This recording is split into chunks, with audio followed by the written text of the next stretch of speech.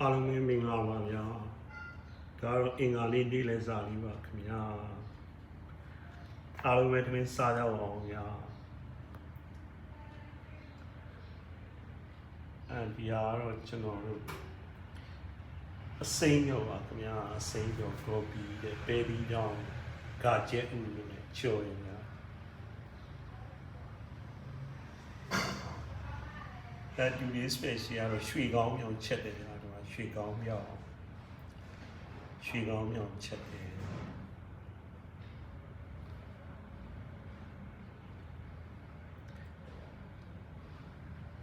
အဲ့ဒါတော့ဟင်းညိုရဒီမှာ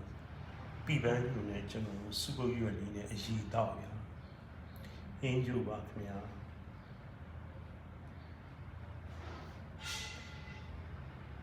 today's special နောက်တစ်မျိုးကတော့ဒါကြောင့်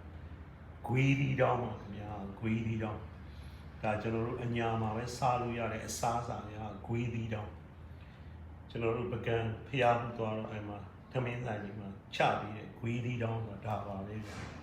ဂွေးဒီတောင်းရှယ်ဖို့ဗျာသမင်းစားလို့အရန်မိန်တယ်ဒီဂွေးဒီတောင်းလေးနဲ့ဆိုကဲအားလုံးပဲသမင်းစားကြအောင်လို့အင်္ဂါနေ့နေ့လည်းစားလေးပါခင်ဗျာ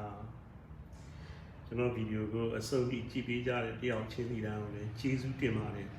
ကျွန်တော်တို့နောက်ဗီဒီယိုတွေမှာပြန်တွေ့ပါမယ်ခင်ဗျာအားလုံးကျေးဇူးအထူးတင်ပါတယ်